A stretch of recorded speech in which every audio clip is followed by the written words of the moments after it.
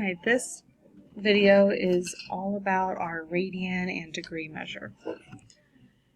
So to start with, we need to talk about what degrees and radians are. We know pretty well what our degrees looks like around a circle.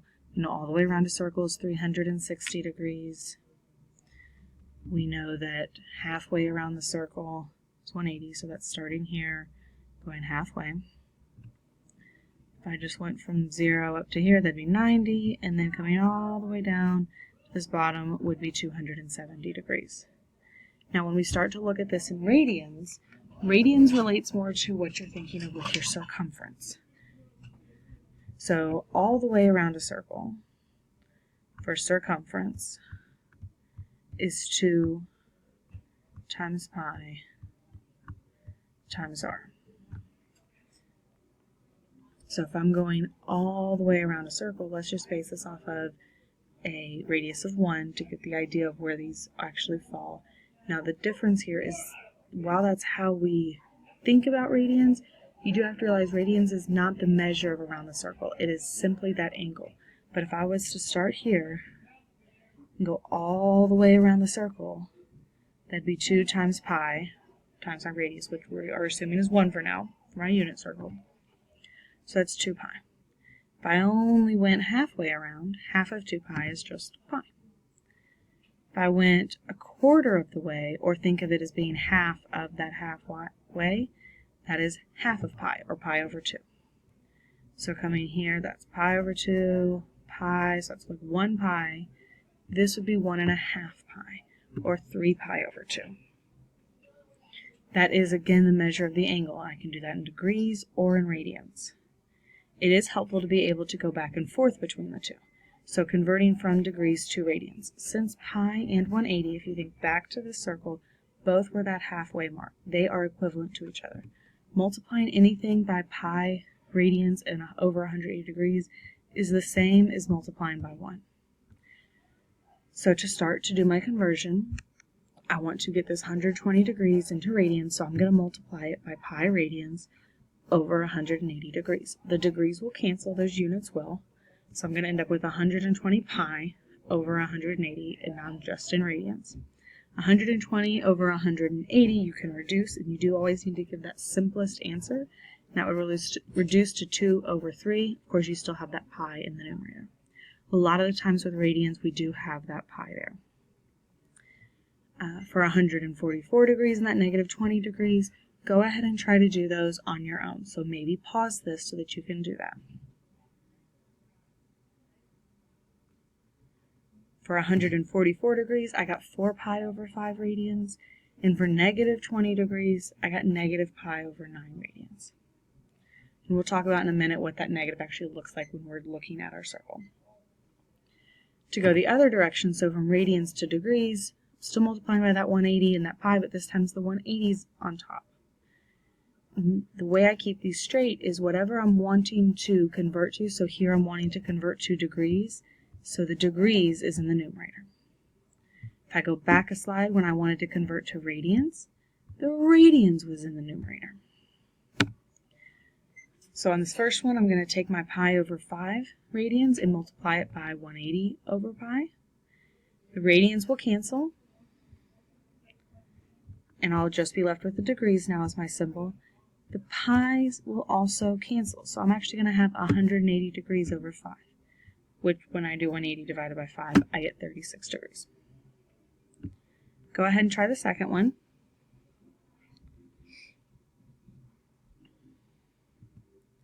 Just like in the first one, the radians canceled, the pi canceled. I ended up with 6.5 times 180, because you got to think of this as being over 1, which was 1,170 degrees. Do not let me confuse you on this third one. You're still multiplying by 180 degrees over pi radians.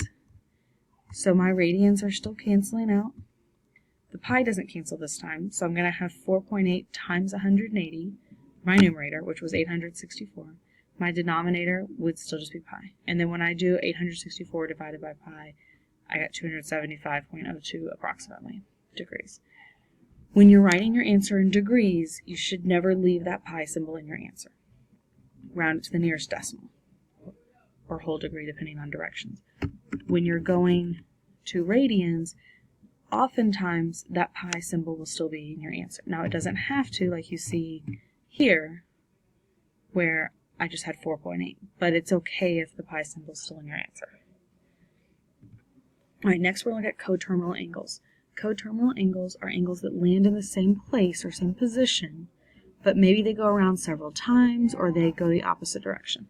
So if I'm thinking about my 90 degrees visually, that's this angle here. I'm started here and I'm going 90 degrees.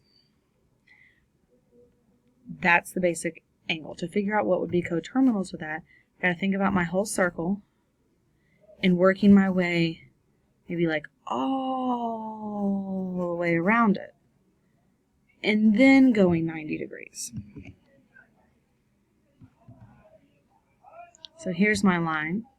All the way around is 360. Now I'm going to go right still to that 90 degree mark, but since I first went around that 360, that's actually 450 degrees.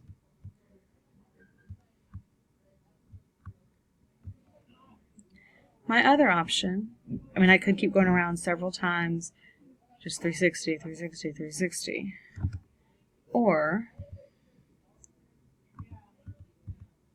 I could now go around the opposite direction. So if I come this way, this becomes a negative angle because I'm going clockwise is negative, but I still want to end in that same position up there.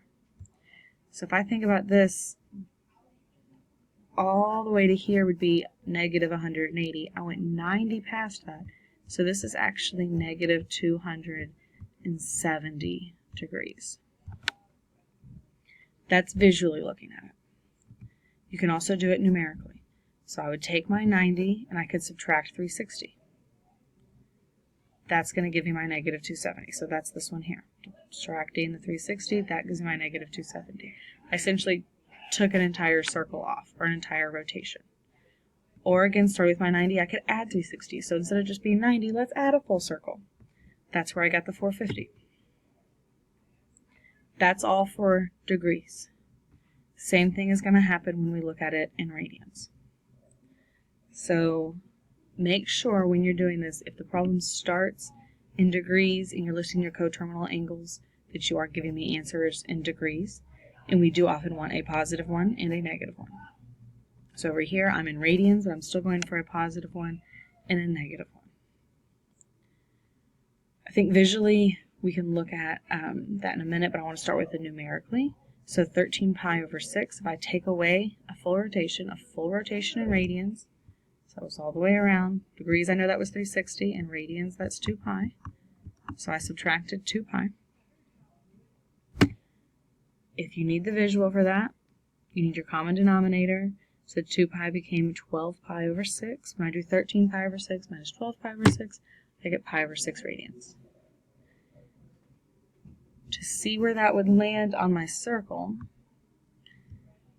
I know that all the way to here is a full pi. So if I'm just doing a sixth of that, that would be like this right here. That's pi over 6. If I did 13 pi over 6, 12 pi over 6 gets me back to here, and then I would just go up to that pi over 6 mark. So I'm still landing in the same spot. It's just a matter of whether I went all the way around first or not.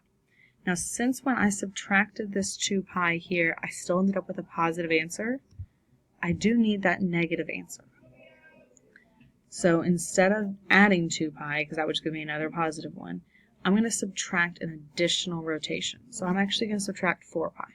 Because 2 pi took off one rotation, I need to take off 2 rotations. So again, I need my common denominator, which this time 4 pi becomes 24 pi over 6. And when I subtract those, I get negative 11 pi over 6. So that would still be landing in the same spot.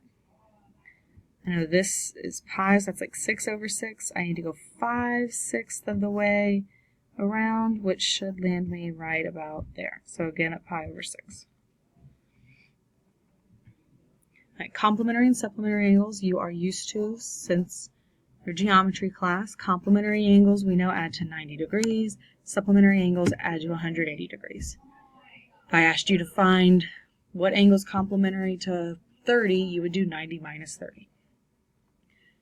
I think we're okay in the degrees. We need to focus on the radians. So looking at radians, complementary angles should add to pi over 2. So if you think back to the very beginning, 90 degrees and pi over 2 are both in that same spot. They're equivalent. Just one's 90 degrees, the other one's pi over 2 radians.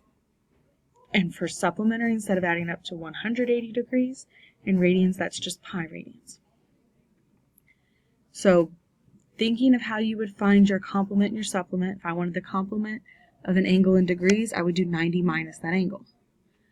I'm in radians, so instead of doing 90 minus the angle, I'm going to do pi over 2 minus the angle. Like always with our fractions, we'd find a common denominator, which in this case would be 10, and then you can subtract that. And I got pi over 10 radians. So that is my complement to 2 pi over 5. For the supplement, instead of doing 180 minus it, since I'm in radians, I'm going to do pi minus that. So pi minus 2 pi over 5. Find my common denominator. 5 pi over 5 minus 2 pi over 5 is 3 pi over 5. So that is my supplement. One thing to remember with these is your answer has to be positive. So if you do this and you get a negative answer, then that's not going to work. So let's just look at this in degrees. If I wanted my complement, or to find the angle that's complementary to 100 degrees, I would do 90 minus 100 degrees, which is going to be negative 10.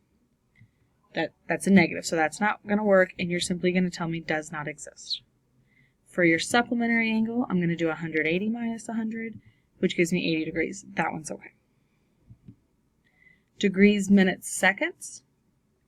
Basically, a minute makes up 1/60th of a degree, and a second, like it always has, is made up 1/6 of a minute. So think of it as there are 60 seconds in a minute and 60 minutes in a degree. So to convert, I could just reason through it. If I have 320.5 degrees, that's 320 degrees in 30 minutes, because 0.5 is just half of a degree. The minutes that make up half of a degree, that would be half of 60, so 30. On a calculator, you have some buttons on your calculator that you can press. I do not have the app on my computer to show you, but if you're looking at your graphing calculator, if you look right above your apps button, it says angle, so you can go second and then press that, and it does give you an option. It should be option 4 to convert to degrees, minutes, seconds. So you would just type this number in, and then that just looks like the arrow, and it says DMS, and it will convert it straight to your degrees, minutes, seconds for you. Arc length. Arc length is basically like the edge of a piece. So think about if I had a whole pizza, you cut out a piece, I want to know how much crust is there. So that's what my arc length looks like. There's a formula to find it. It's S equals R theta. Now the one thing with this formula you need to remember is that theta is always measured in radians in order for this formula to work. So if I give you an example, radius of 4 inches, theta is 240 degrees, you can't just do 4 times 240, because this is in degrees. You first need to convert that to radians. So to convert 240 degrees to radians, I multiply it by pi radians over 180 degrees. My degrees cancels. I have 240 pi over 180, which reduces to 4 pi over 3 radians. Now I can go back to my formula, S equals R theta. R is 4. My theta is 4 pi over 3. When I multiply that, I get 16 pi over 3. Since I am looking for that actual length there, 16 pi over 3 is not super helpful, so I would go ahead and divide that. It's about 16.76 inches. Make sure you have it in inches as well.